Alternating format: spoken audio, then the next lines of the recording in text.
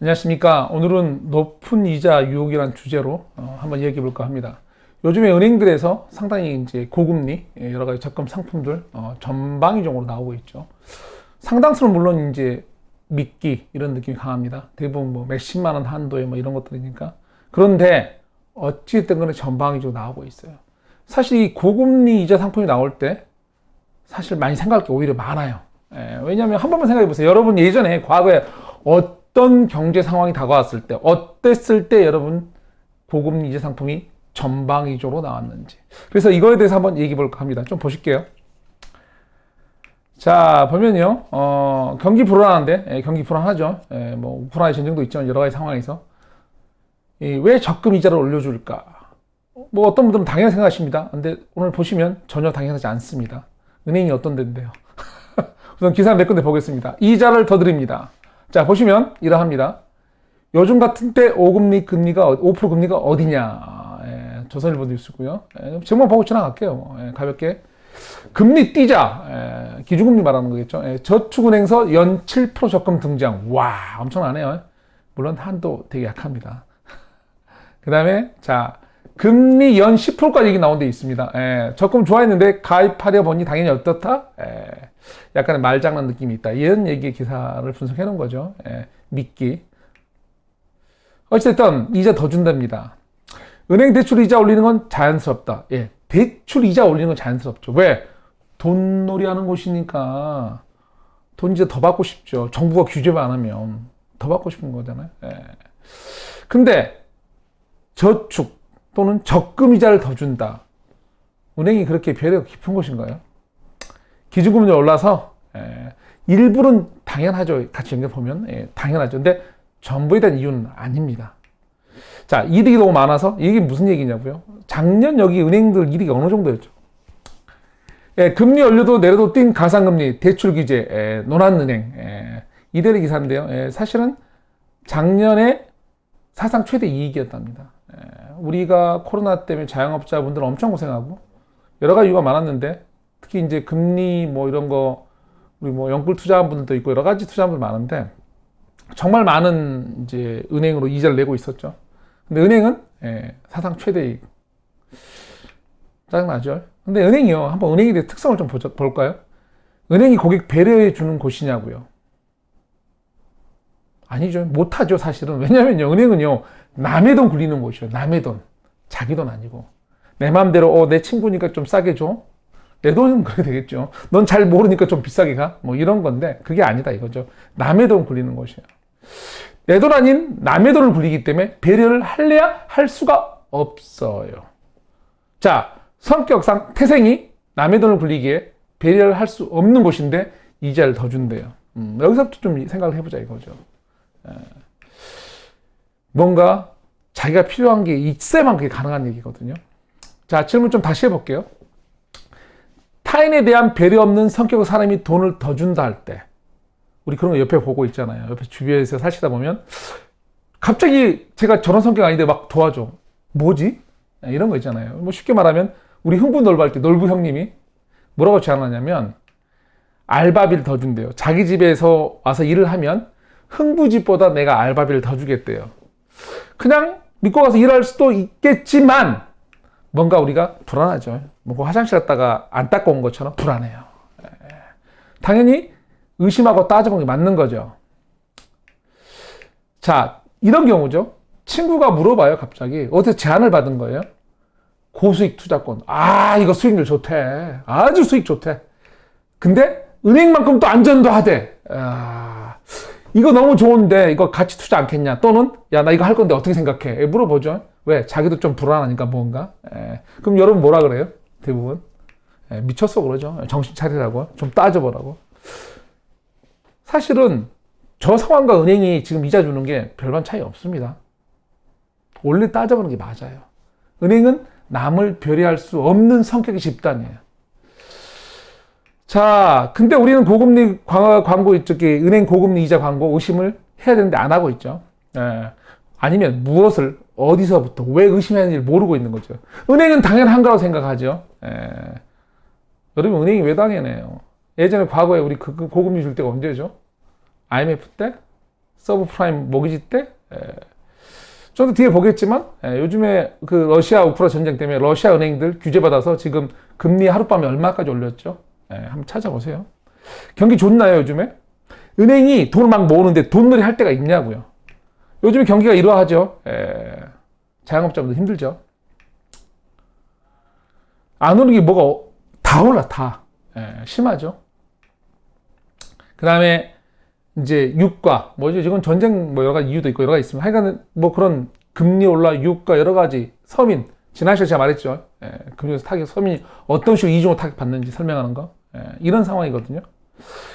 우리가 대출 규제를 계속 했었고 지금도 규제예요. 요즘에 사실 요즘 상황으로 보면 대기업은 돈이 남아 돌고 이 뭔가 불안한 자영업자는 돈 빌려주기 힘들고 주택 쪽은 뭔가 규제 상황에서 돈 나가기 힘들고 거래도 안 되고 돈놀이 하실 때도 없는데 왜 이렇게 돈을 끌어 모아요? 그냥 여기 지나가는 사람들한테 이자 더 드릴게요. 돈 우리 은행에 넣으세요. 넣으세요. 왜? 돈놀이 할 때도 별로 없는데. 자, 금융기관은 이유 없는 행동 안 합니다. 여러분도 아시죠? 이유 행동 안 해요. 은행이 갑자기 이자를 올려줄 때가 언제였는지 아까 제가 물어봤던 거죠. IMF, 서브프라임, 그 샀을 때 다 금융위기죠. 은행은 돈이 필요할 때 고금리를 유혹하죠. 은행이 돈 놀이를 할 때 그때 우리 대출 받으라고 저금리로 유혹하죠. 자, 저금리로 유혹하는 거 여러분이 당연하게 생각하시는데 고금리로 유혹할 때 이 생각을 못 해요. 은행이 뭐 할 때라고요? 돈 필요할 때. 여러 가지 이유가 있죠. 사실은 요즘에 이제 여러 가지 이런 상황이 되면 은행이 돈놀이 한다는 그 돈이 여러분의 이 예금, 여러 가지 적금, 저축 이걸로만 돈놀이 하나요? 아니죠. 외국에서 차입하죠. 우리가 차입을 다 해요. 돈놀이 더 많이 투자하기 위해서. 외국이 이자가 더 싸거든. 외국이 워낙 금융 강대국들이 싼 이자에 돈이 너무 많거든. 개인이 저한테는 돈 안 줘도 우리나라 국민은행, 신한은행, 여러 은행 돈 빌려주죠. 그런 원리로 요즘에 좀 연례 얘기지만 일본의 아베가 이 저금리 막 그 싼 일본 돈 풀어서 일본 경제 살려보겠다고 했는데 거기는 안 살고 그 돈 누가 갖다 썼다? 쓰리쿠션 방식으로 딴 데 펀드 사가서 중국이 다 갖다 썼다 저리에 이런 원리거든요. 은행은 돈이 필요할 때 고금리를 주는 게 정상이에요. 그러면 이 우리가 지금 요즘에 나오는 은행 상품들이 다 미끼다 이러면 걱정 안 해도 되죠. 다 미끼다. 근데 미끼가 좀 너무 많아. 뭔가는 체크할 상황이다. 왜 얘들이 돈 필요하지? 이런 식이죠. 생각해봐야 돼요. 러시아 한번 예를 들게요. 지금 이거 모르는데 러시아가 지금 이 서방의 제재로 러시아가 국가 부도 뭐 벌써 예측하죠. 은행들 난리 나죠. 기사인데요. 하룻밤 만에 얼마를 올렸냐. 기준금리만 얘들이 10% 올려. 10%. 하룻밤 만에 기준금 10%. 은행 이자는 20% 올라갔어요. 왜? 돈 나가지 말라고. 왜? 돈 필요하니까. 달러도 필요하고 돈 다 필요한데 너가 다 돈 다 찾아가면 겁나닌가. 예금자 보호법이 모든 나라에 있는 것도 아니고 예금자 보호법이 모든 예금을 다 보호하는 것도 아니고 겁나죠. 하나의 예를 들면 저런 식이에요. 돈이 필요할 때 은행은 이자를 올려줘요. 현 시점에 은행은 왜 그럼 유혹을 할까? 이 고민을 한번 해보자 이거죠. 이걸 해봐야 돼. 한 번 정도는 내가 우리나라 은행에 돈을 넣으면 무조건 안전해. 수익률 좋아. 이것만 생각하실 게 아니고 보나마나 한도도 약하고 보호자 금액도 약한데 생각을 해보셔야죠. 물론 여러 개의 저축은행이 다 분산 투자 알겠는데 고민하실 때가 맞아요 지금. 자, 체크한 거 볼까요? 중장기로 대비하는 금융. 왜? 남의 돈이라. 아까도 계속 말씀드리죠. 은행은 누구 돈? 남의 돈. 그래서 배려한다 못한다? 배려할 수가 없어요. 남의 돈이라서. 체크를 하죠. 남의 돈인데 대신 수익은 먹어요. 운영료로. 그래서 최고의 배당을 하고 뭐 퇴직금 엄청 주고 다 하죠. 근데 다 주고 난 다음에 돈이 남은 게 있잖아요. 많이 줬을 거 아니에요. 그거 다시 굴려야 되는 상황이거든요. 그러면 돈이 더 굴려되면 필요할 게 있겠죠. 보통 이제 우리 충당을 많이 하라 그러죠. 은행이라는 게 이제 그 자기 자본 이게 더 돈을 할 수 있는 거잖아요. 뭐 쉽게 잠깐 설명하면 뭐 이게 좀 여기 그런데 은행이라는 사람이 주인이 세입자한테 돈을 받아요. 그리고 뭐 1억 원이나 저기 보증을 받아서 제가 다시 이제 은행에 넣는. 근데 세입자가 사실은 그 은행에서 대출받은 돈. 그리고 나는 주인은 그 돈을 가서 똑같은 은행에다 넣는다 그러면, 만약 은행이 하나면, 단순히 설명하기 위해서, 세입자는 이 은행에 돈을 받았고 저는 그 돈을 받아서 다시 은행에 돈을 넣어요. 은행은 당연히 이자도를 심하게 할 수 있죠. 근데 은행이 실제 나간 돈은 이렇게 되면 한 푼도 없는 거죠. 그래서 은행은 여러 명한테 할 수가 있죠. 단순 원리로는 그것 때문에 우리가 이제 은행의 자기자본 비율 이걸 다 체크하는 거잖아요. 이게 통계적으로 뭐 은행이 여러 개지만 인구가 더 많기 때문에 중복되는 율이 있죠. 그런데 이분들이 갑자기 이제 무언가 돈이 필요하고 겁나는 거죠. 그러니까 갑자기 이자를 올려준단 말이 나오는 거예요. 아까 보듯이. 좀 기사 몇 가지 더 체크해 볼게요. 자, 이 기사 사실 지난주에도 한번 했어요, 제가. 이게 이제 2월 10일 기사인데, 한국경제. 이러다 은행들 줄줄이 망할 수도, 뭐 이런 거거든요. 왜? 한마디로 이거 하나예요. 재정 건전성 악화. 개인도, 국가도. 사실 이런 거죠, 우리가. 좀 봐야 될 기사도 있죠. 민간 부채 20% 부실 우려. 민간 개인들. 이거는 벌써 여러분들 많이 알죠. 주변에서 보면 느끼고 있죠. 근데 우리가 문제는 또 뭐죠? 뭐, 사실은 이제 정부의 씀씀이도 좀 걱정되고 있는 거죠. 정부 씀씀이 확대로 재정 적자 구조가 굳어져. 이게 무슨 말이냐면, 개인이 부실화되면 국가가 재정이 튼튼하면 막아줄 수 있죠. 좀 힘든 애들 도와줄게. 근데 국가도 빚이 많으면 머리 아프죠. 그럼 국가는 이제 빚을 어떻게 대하죠? 보통 은행들. 근데 은행들 부실화되면 아니 뭐 사람들이 돈이 없다는데 은행이 돈을 빌려주고 어떻게 받아내요? 문제가 되기 시작하겠죠. 그래서 이제 나빠지는 재정, 은행 직격탄 이 얘기를 하는 거거든요. 중장기적으로 저게 문제일 것이다. 그래서 이제 왜 그러냐면 더군다나 뭐 지금도 아니에요. 2020년 은행 총 자산 중에 국채, 즉 국가의 빚이 커지는 것 때문에 은행을 걱정하는 상황이 이 얘기를 하는 거거든요.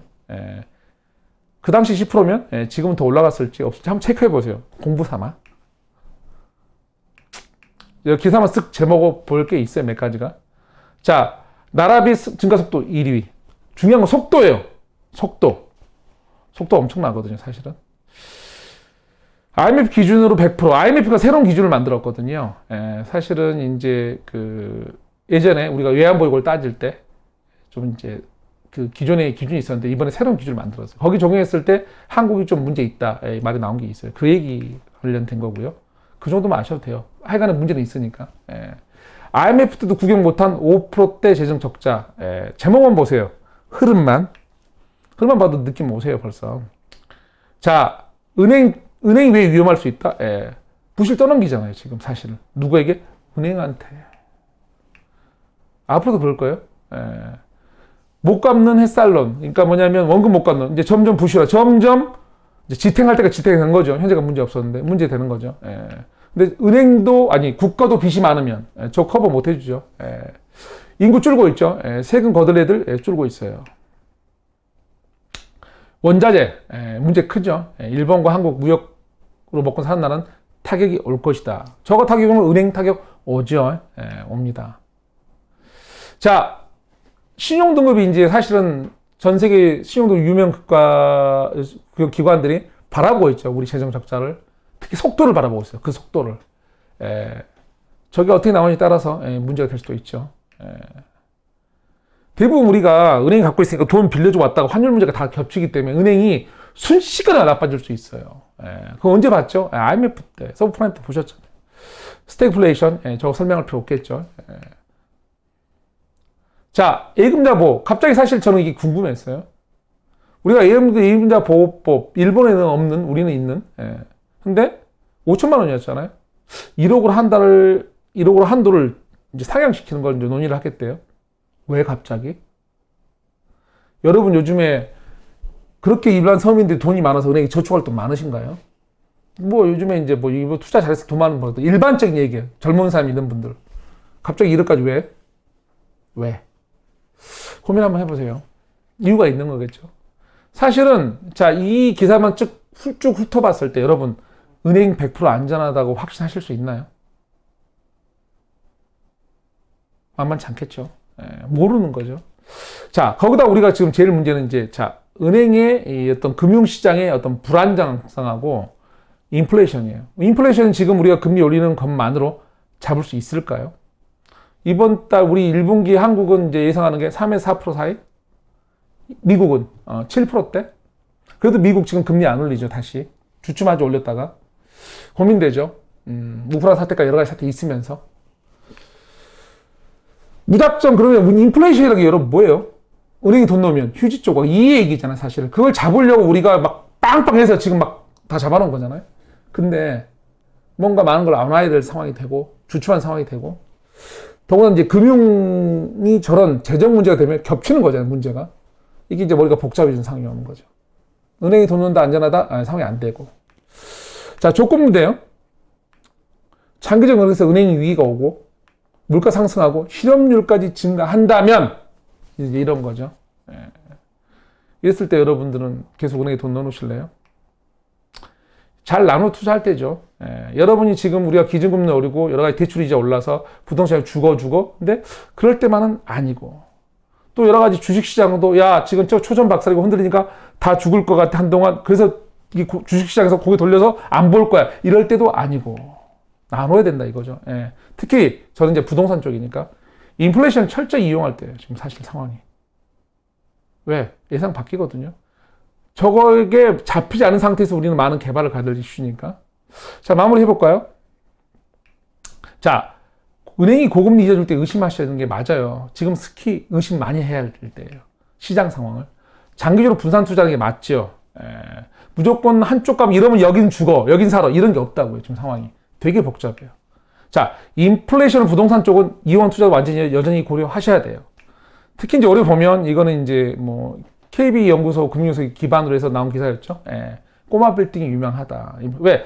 주택 쪽은 잡는 게 맞잖아요. 잡아야 되겠죠. 그럼에도 불구하고 여러 가지 개발 이슈 때문에 말이 많은데 잡겠죠. 그러면 그런 인플레이션, 원자재 값 여러 가지 이용할 때 꼬마 빌딩 이유 있죠. 좀 나가서 꼬마 빌딩은 사실 뭐의 집합체죠? 상가 같은 거죠. 사실은. 주택 쪽 많이 잡으니까. 지금 상가주택이나 다가구주택이나 문제 있으니까. 상가겠죠. 단지 상가는 문제가 뭐죠? 상가는 무조건 투자할 때 보면 뭐 힘들다, 뭐 다 안 좋다. 이게 아니에요, 사실은. 좋은 상가는 안 나와요. 사실은 알토란 같은 조그만 상가 하나가 증여하기도 쉽고 뭐 되게 좋은데 그런 상가들은 시중에 안 나오죠. 여러분이 보는 상가, 공실은 뭐죠? 안 좋은 것들이죠. 넘쳐나는 거죠. 서울에 사람도 많지만 상가도 많듯이.